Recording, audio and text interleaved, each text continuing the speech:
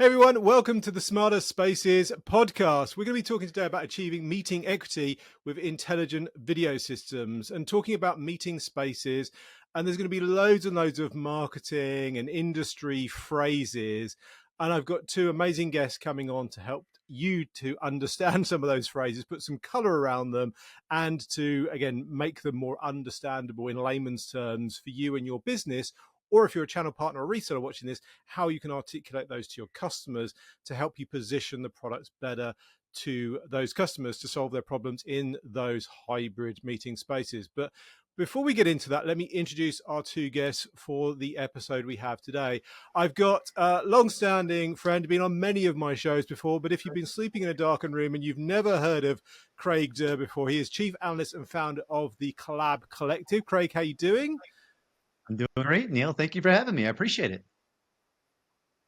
Very, very cool. And joining us from Crestron, we have Brad Hinsey, Executive VP of Global Marketing for us here, all the way over on the west coast of North America. Brad, how are things over there? Doing great over here, Neil. Always a good time to speak with you, and never turn down an opportunity to chat with Craig. I know it's Well, so cool. I feel we've got central, east, and west here on there. So yeah. Yep. we've got all time zones represented here, even a couple of continents. I think that's fantastic. It's a good way to start. Very cool. So obviously, there's been a whole raft of interest over I seem to have lost count on years from, 2018, 19, when we had the whole pandemic thing. People went out of the office, back to home, then back to the office. And then are we inning? Are we outing? Are we shaking it all about? I don't know. But organizations want to try and kind of level set, maybe recheck where they are with regards to their meeting spaces. People are now working from home more. Craig, talk to us about hybrid meetings. What your idea of hybrid meetings? What do you think when we say the word hybrid meetings, and the right technology for that place? And typically, there's obviously lots of different spaces, huddle rooms, medium sized, large rooms. But I think in this context, looking more at those kind of larger, kind of more complex spaces for customers. Again, talk us through what you're hearing as from the customers as an analyst. It's a great question. So, if your audience doesn't know, I work as an industry analyst. I've done this for about the last 5, 6 years. It's a really great spot to be to answer a question like that because I wind up being in between not only the vendors, but those IT buyers, those influencers, those IT executives as well, helping to bridge that message back and forth. As you can imagine, there's a lot of confusion and conversation around hybrid work. In fact, there's probably fatigue about it at this point in time. It's a word that people sometimes are having a challenge with. So I've actually adopted a new way to talk about it, especially when people talk about return to the office. It's a phrase that seems to be loaded depending on where you are in terms of maybe some real estate strategy or employee strategy, what have you. So what I focus on is calling it not return to the office, but return to in person. Now, the reason I'm focusing on this right now is because the idea is there's the opportunity and the times when you want to be in person to collaborate. There's key elements, key things taking place. But even in those hyper efficient in person meetings, because we now deal with a much more distributed workforce, we still have an element of someone else maybe not being in the room, i.e., this is the hybrid work model that you're talking about as well. In fact, Brad, you and I have talked about this in the past. You guys did some research. It was at this point, it's probably about a year old, but I think you guys came up with a number of about 84% of meetings have at least one person remote. And at that point in time, that you have at least one person not in the room, that's when you can start thinking about this as being a hybrid experience. So, focusing on that word hybrid, I think it's the idea that it's not so much what you're trying to get done, but it's the idea is that person leveraging some kind of technology or something along that lines to make them more participatory, more involved, more present for a meeting taking place with other people. Well, That's I probably how think I think. that's so. What you're describing, uh, Craig, is the word hybrid became so popular, but we actually started also using the term modern work.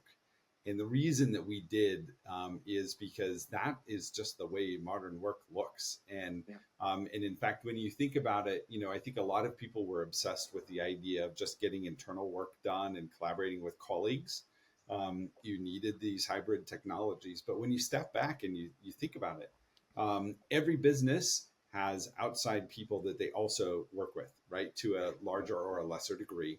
And in many of those cases, you need the ability to connect with them remotely, whether it's a PR firm or a creative agency or a development partner to work on a product, right? All kinds of reasons and different kinds of people that you need to work with, and that's just the shape of work today. And so, how do you enable that to be as productive and collaborative as possible? Yeah, it's a really good point. I guess that lends nicely on to the next point, and the next overused term is meeting equity and equality and all of these terms that we hear. So again, you've done an amazing slide on this. I've seen with there's like three people standing on boxes. I think Craig trying to watch over a screen, and it's got equity versus equality, where the boxes are all different sizes and the people are all different heights.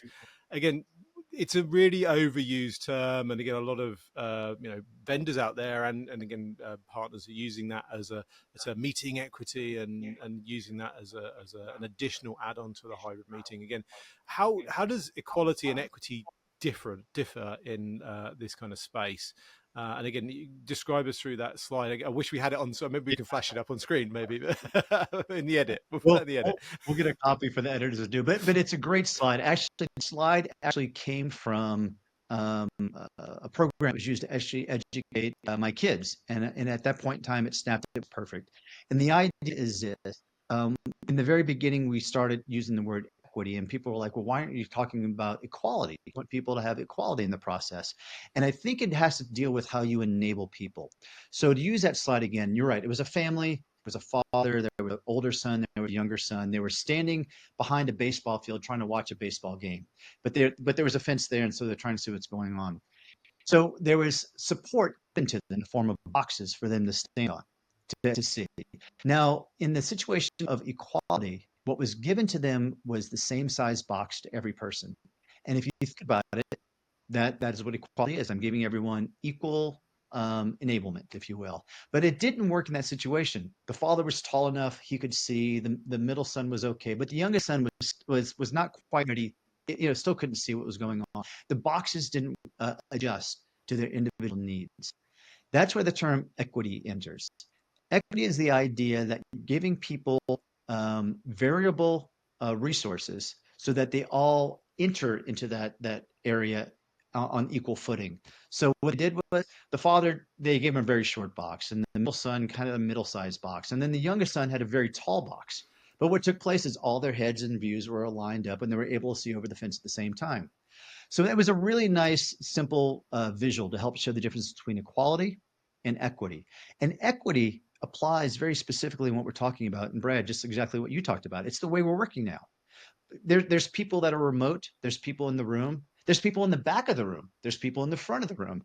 There's technology, though, that we can use to leverage to help give people a level playing field. And it might have to be specific for each person in their use case or how they're coming in. So, the easy one is that for people who are remote, we're going to be giving them uh, trying to give them the best visuals, intelligent cameras, the best audio, intelligent audio, best access to content as well too. And it's going to probably adjust based on what they're seeing in that room. But like you said, even before, even in the room itself, especially these large, high impact rooms, there's still some level of inequality taking place there.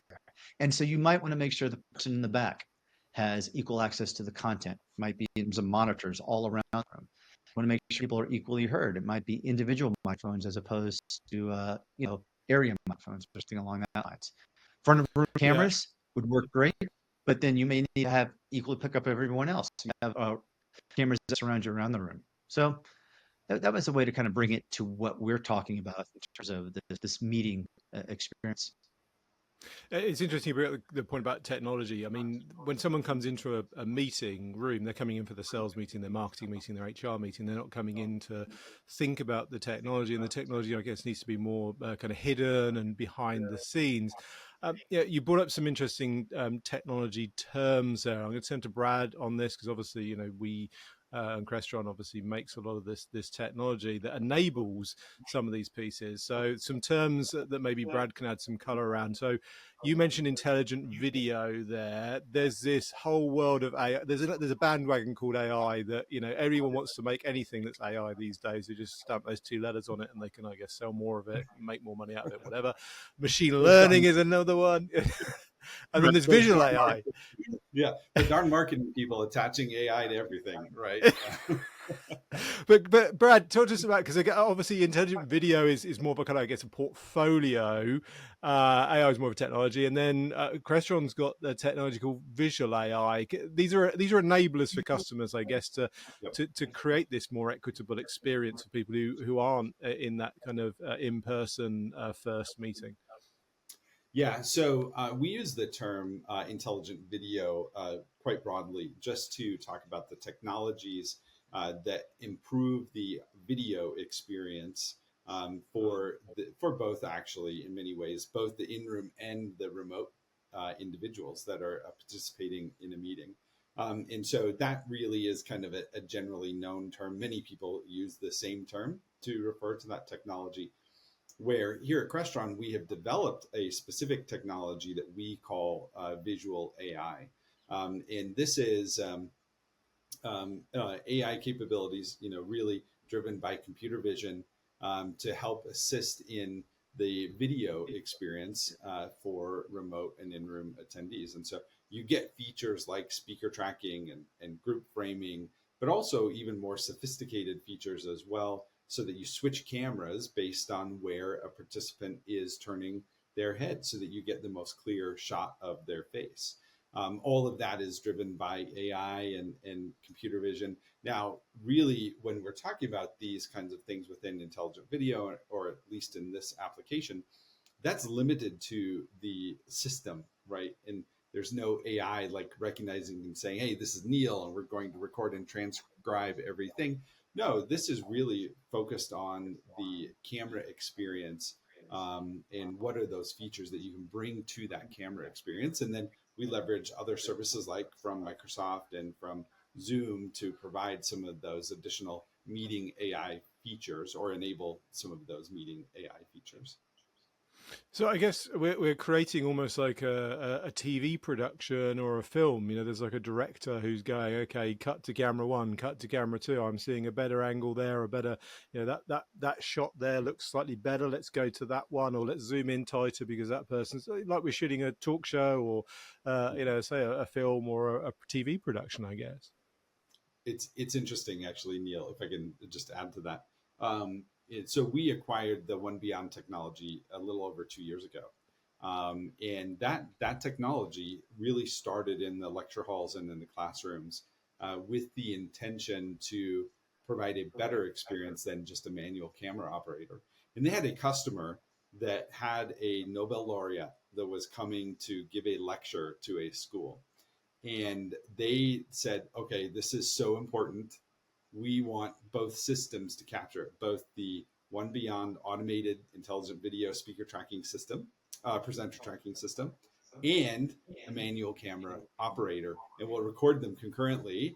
And then afterward, people can kind of weigh in and see what they think. And then, hey, if one fails, we still get all of the footage. Turns out that everyone preferred the output from the automated system, but it was inspired by that manual director-led camera operator kind of an experience. And so that informed it, but then the system performed better, right? Well, that makes perfect sense. I mean, because what you're doing is you're removing an opportunity for this human element to mess up. Because there's some clear cut rules that take place in production. I mean, I think we know them. Two of my favorite ones are this: it's the rule of thirds, where you want to make sure heads align maybe to the upper line of the third if you break into a 3x3 quadrant, and easing. It's the idea of gently when you do move, and then winding to a slow Ramp. decelerated rate, Yep. so that you get to where you see this new thing. Because what you want to do in both those situations is you want to avoid what I call video fatigue. Visual fatigue of jumping, quick jumps and quick flashes take place. And what you're describing, Brad, is perfect, because these are tried and true rules that you could probably apply with intelligence if you have that right information coming in, which you do. Where's the head? Where's the next scene? Where's it in relationship to the other camera? So it makes perfect sense that these are key ideas that you could automate. Great name, you know, and align to that. And although we call it AI visual rules, these are algorithmic driven decisions. I have information, I've got a data set that tells me this is the best practice and drive it. So it makes perfect sense what you're describing. Yep. Well, and back to the camera operator and the director kind of an experience is like those, it's drawing upon the decades of experience from broadcast television about how do you keep a viewer engaged and watching and comprehending what's going on in there. And so stealing from those concepts, and how to leverage human behavior to keep people engaged, I think is a really important way to build and inform these algorithms and systems. Right. And that's where the human operator still has value. Because what's really nice about your system is that you can switch to broadcast management features, which I like. There might be a situation that even though another person starts talking on stage, for example, and the automated technology wants to zoom to them, I may want to stay on that Nobel laureate 100% of Yep, the time.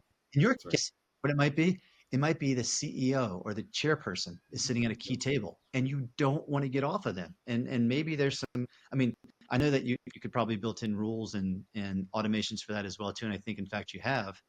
There's some ideas where the human element does work, but you know, in comparison to that 80, 90% of the time, I think should be able to automate that.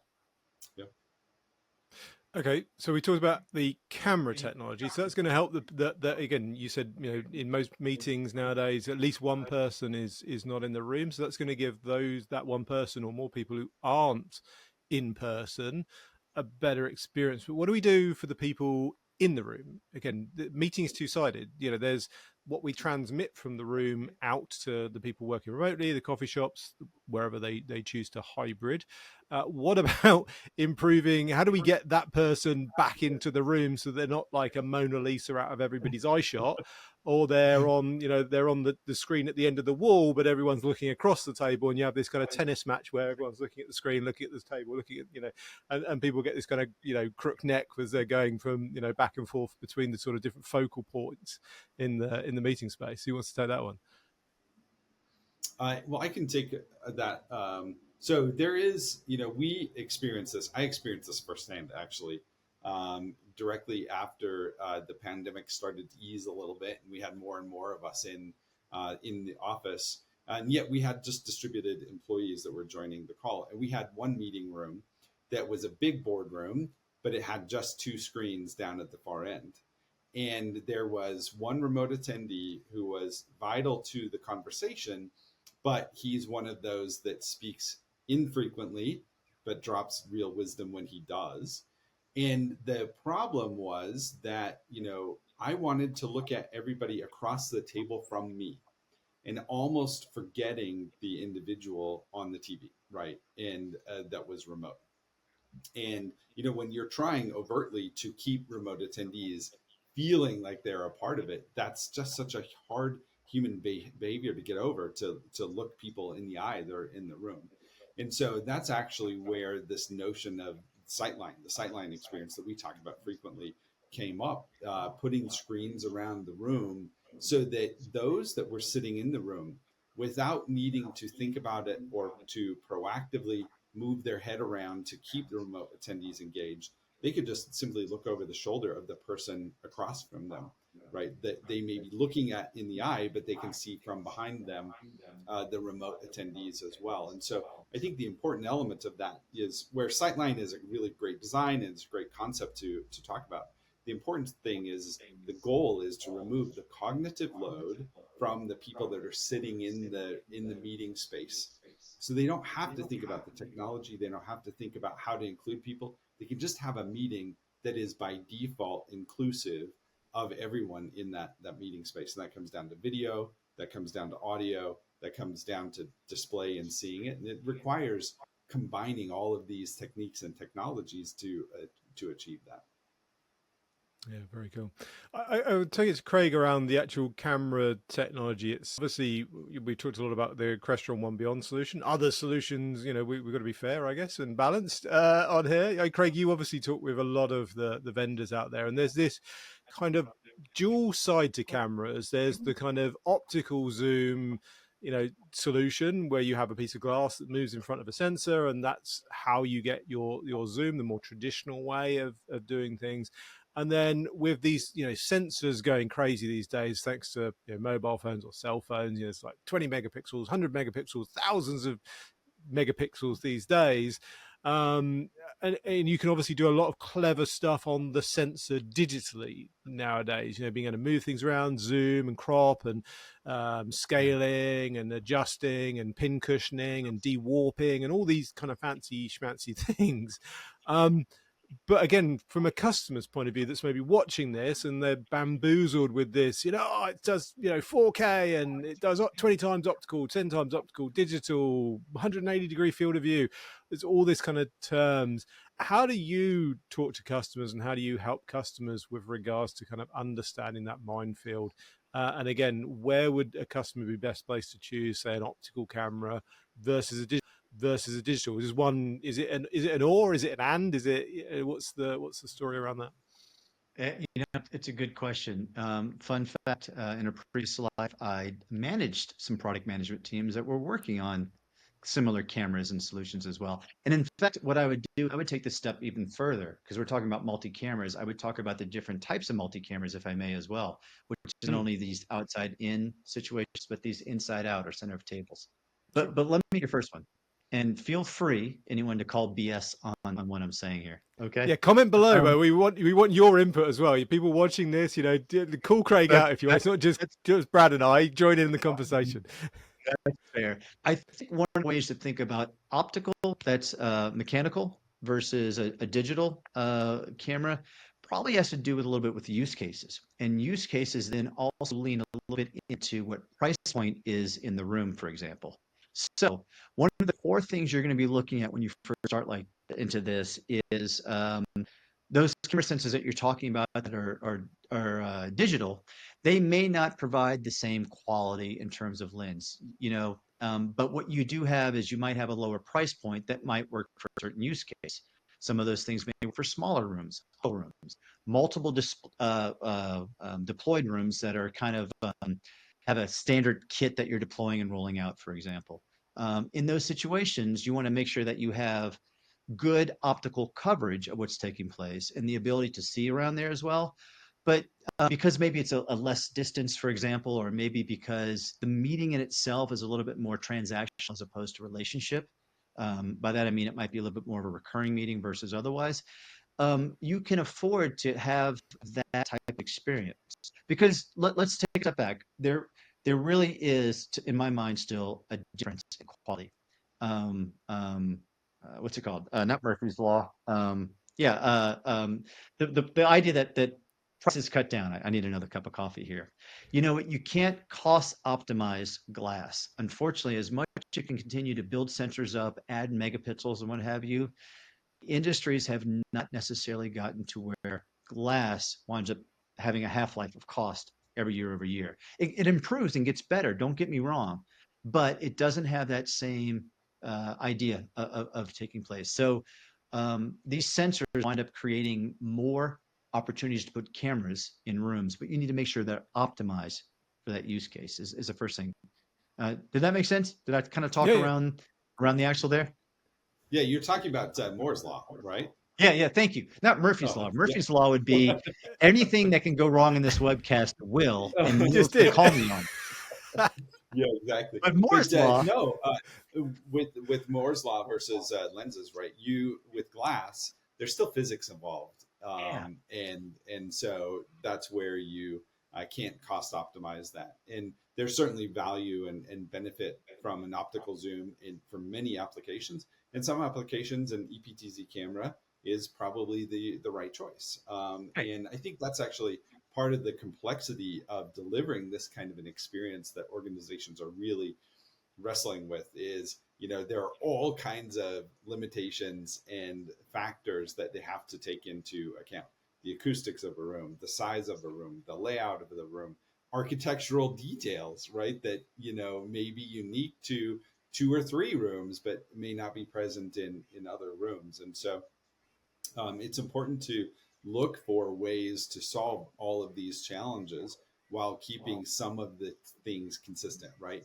Selecting Teams room or selecting Zoom room, make sure that the end user experience is consistent, right? Selecting a compute perhaps that is the same compute across all of the spaces, but then making sure that you have the flexibility to choose the right camera, the right microphones, right, the right interfaces for the variety of spaces that you may have within an enterprise or an organization is really critical.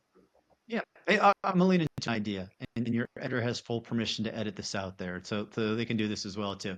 But it also applies to these multi-camera use cases, and I would do this because Brad, you and I actually did a previous webcast on this topic, and we leaned into, and I actually did some research on behalf of Crestron and talked about that.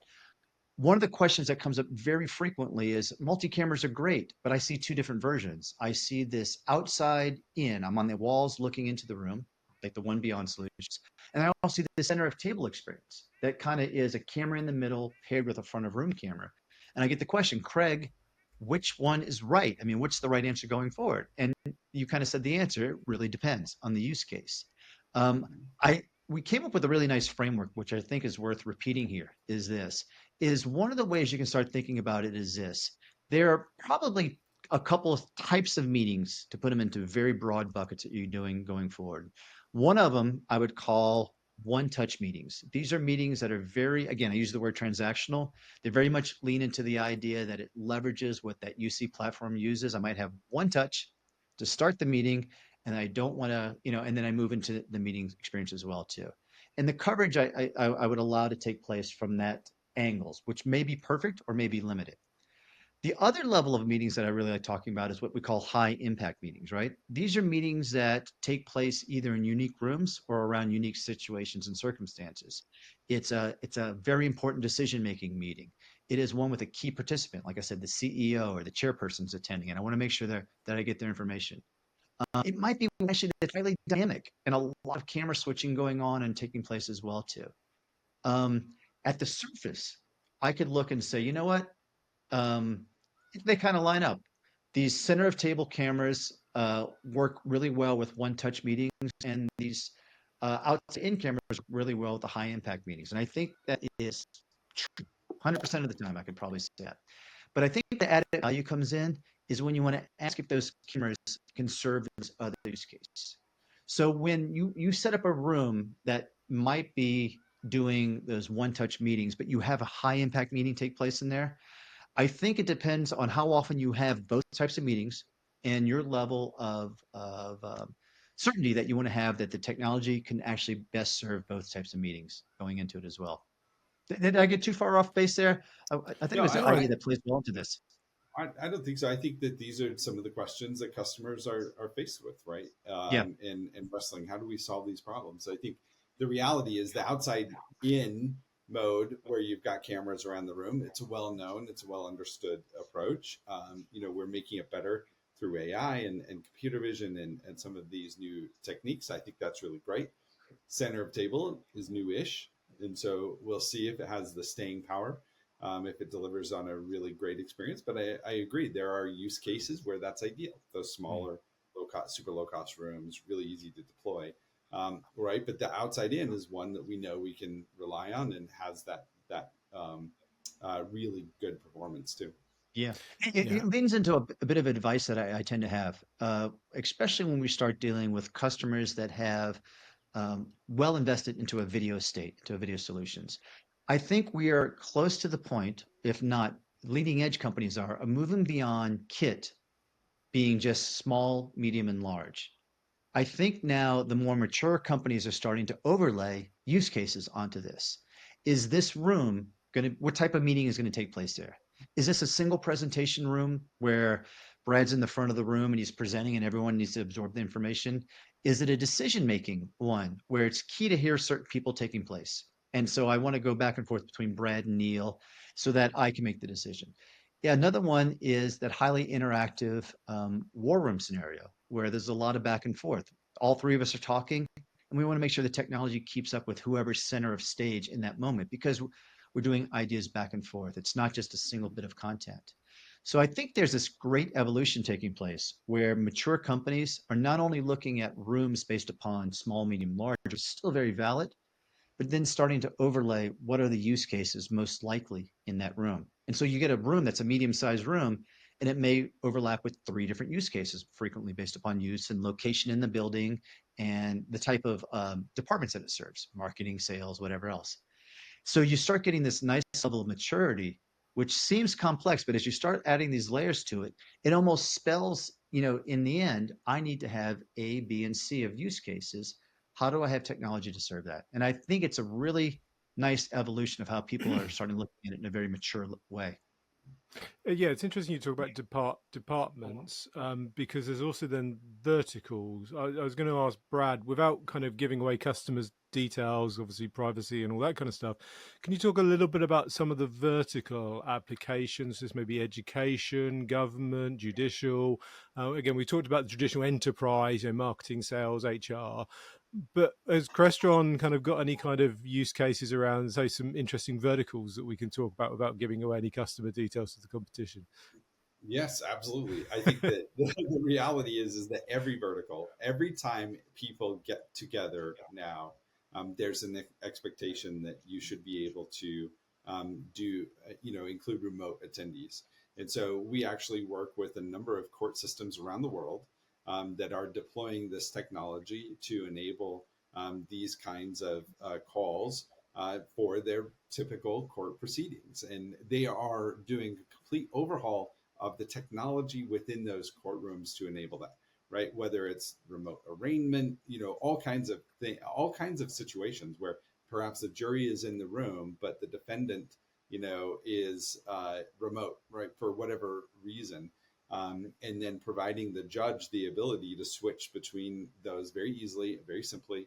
That's a high priority. And we speak to, I know out in LA and other counties, and, there are a lot of discussions happening about how to deliver a really great experience and what is the technology that's necessary to do that. But also in Europe, we're working with a number of court systems. And so you see a lot of that. Certainly, a lot of government applications too. I think we've spoken previously about the Mars rover that at JPL and the what they're doing there. I mean, that is a massive command center with a large number of individual meeting rooms and the ability to have the data flow back and forth and switch it, right? Have every meeting room contribute into the command center, have every meeting room listen in on what's going on in the command center. That kind of flexibility is super critical. So there are applications for this. I think we spoke about to the intelligent video applications within education, where we've also got a great representation. So I think that at the end of the day, anytime anybody wants to meet, there's a need for these kinds of capabilities, and it's good to have the flexibility to address them as well. I'm biting my tongue. You know why, Brad? You're not Why? leaning into one of my favorite use cases you guys have. You've Which got to one? talk about the New York Giants. You've got to Oh. talk about that use case and that scenario. I mean, that talk about quote unquote war room. Let's talk about the Uh, draft room solution. yeah, no kidding. Thanks for keeping me honest and on point, Craig. No, I think the New York Giants draft room is a spectacular example of how you can enable an organization to be more efficient in these moments where it is super critical. These moments define the next season for that whole team. And the flexibility too. I think that this is a really great example of, a lot of meeting spaces are all about colleagues again. But in this application, when they choose somebody, they want to then call and talk to the player that they just drafted and their teams and make it a big deal, right? Actually, I was there. It was a couple of months ago, and we were going to go through the space. But one of the special coaches was on an interview in that room, just him, right, calling from that room. And so that room, not only does it power their most important decisions, it is also flexible enough to cover a wide variety of meeting types. And I think it is, while there is like one New York Giants draft room in the world. It is an example of there are so many of these high impact spaces at every organization. May not be precisely what the draft room here is, but what does that look like for that organization, for an education organization, right? For a government facility. And starting from there, you can take some of these principles of how the draft room was built and how it operates and apply it to any organization and find really clever ways to help them collaborate and be more productive too. Very cool. Very cool. Craig, one last one for you. We when we talk about cameras and we talk about hardware, there's always this thing around. Let's use Zoom and Microsoft. Obviously, other platforms are out there, but there's this whole thing around certification. How much should a customer be, concerned, worried? How much weight should you put on a certified solution for Microsoft or Zoom or any other collaboration platforms out there? Because there could be some amazing camera out there, amazing feature, but it doesn't have the tick box, it doesn't have the stamp for approval. What do Right. you see in that? And again, what do you tell customers and talk to customers and advise them around that kind of certified, non-certified technology piece?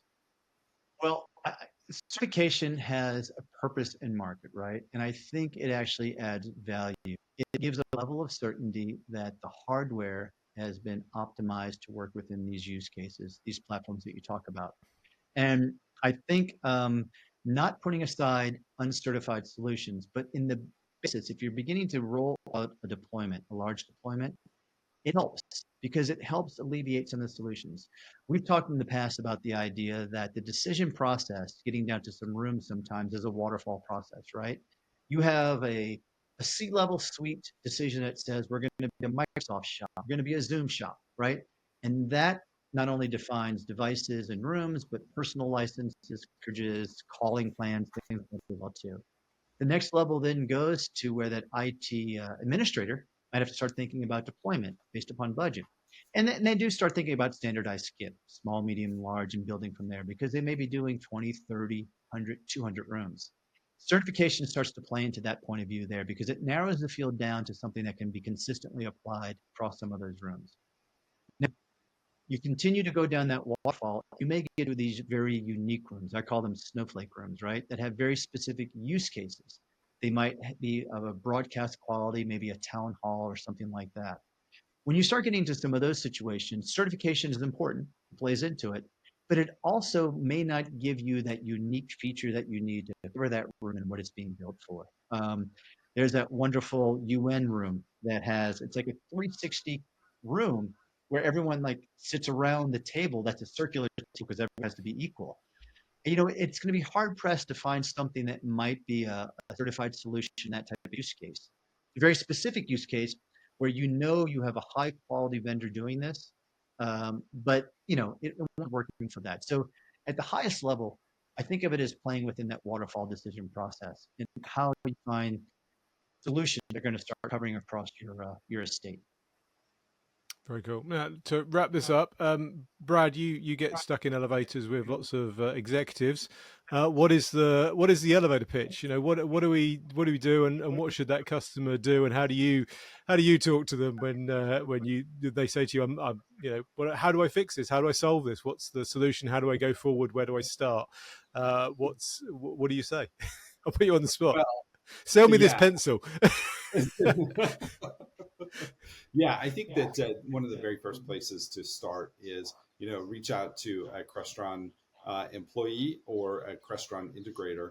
We can start talking to you about your specific needs. What is it that you're trying to look for? Then we can take you through one of our experience centers. We have one opening in New York City in a couple of months, which is really exciting. And so you can see that firsthand. And then in some cases, we can actually take you to another customer as well. So you can see and experience what some of those solutions might look like. But at the end of the day, what it really is about is focusing on what is it that you're trying to achieve, clearly articulating your problems, and then we can come together and figure out a solution.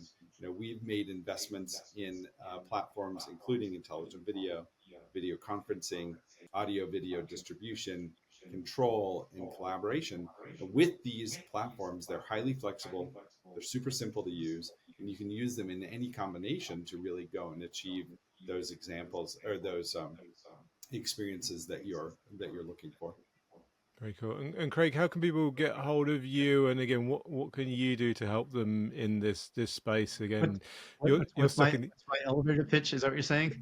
It's No, but actually, again, I just again but when people, you said that, again, don't know where to start. I mean, where do you start? let me share one little quick anecdote. I just came back Go from on. a hotel that was really snarky. It had a sign outside that said, "We have No elevator for our pitches. the rules of sixes." It says two rules: no more than six people in the elevator, or if it gets stuck, a minimum of 6 hours before we see you. So I share that because elevator pitches, you have to be careful, right? You have to live with them for a long time, or you have to make sure you can exit when you say it. Well, look, people can get in touch with me a couple of ways, right? For the audience that's out there making those decisions, again, there's IT executives to practitioners to administrators. There's content that's being put out that I hope they find helpful. Not only helping them think about the workplaces, but their workforce and their workflows. That's the way how I kind of organize my information. You can find that available on LinkedIn and on X, but you can also visit the collab-collective.com where we keep plenty of blog posts and other content that we make available that we've done for clients and for market, where we look at the market, we look at the industry and what have you as well too. And then that way I help, my job in a lot of ways is help interpret. I want to help people make better decisions and I want people to understand what's going on. So if I can help give you clarity around some of the market information coming out and then give you perspective, I think I achieved my goal. And in company like Crest, there's a lot of great information coming out, and I think I just want to land an outside perspective to help validate some of these value propositions that are coming forward. Yeah, I think you're doing a great job of educating the market around a lot of this stuff, and it's not just through behind a paywall or, as I say, there's a lot of that. What a lot of the market is called the thank you economy, where again, by putting off a lot of free educational material, people will obviously be very thankful and will actually come to you as the source of truth and are able to help them make the right decisions around this. So again, keep up the amazing work of all the content that you're putting out. And where can people, say, LinkedIn the best place to go? Website, YouTube, where should people come find you? LinkedIn, Twitter, I refuse to call it X, and then the website as well. So you can also reach out to me at collab-collective.com. And frankly, I answer every email. I'm happy to touch base and share any kind of insights I can. And if I don't have the answer, I always promise people I can point you to the people that do have the answers. That's how I want to help. Very cool. Very cool. And Brad, where can people find out more information about Crestron? Crestron.com, There you of go. That's course. easy. All the socials as well. And you can follow me on LinkedIn as well. Very cool. Craig and Brad, thank you ever so much for joining us on this episode of Smarter Spaces. Hopefully, we've demystified and educated you around hybrid meetings, meeting equity, equality, intelligent video, visual AI, and all those other terms. We'll put them all in the description for you. You can tick them off as you go through, play bingo, and check those off. Do join us. We're doing this now regularly, 2 episodes a month. You can catch us on all the good podcasting platforms as well as on crestron.com, as well as our YouTube and on socials as well. So follow us, join it, share it with your friends, and we will catch you on the next episode of the Smarter Spaces podcast.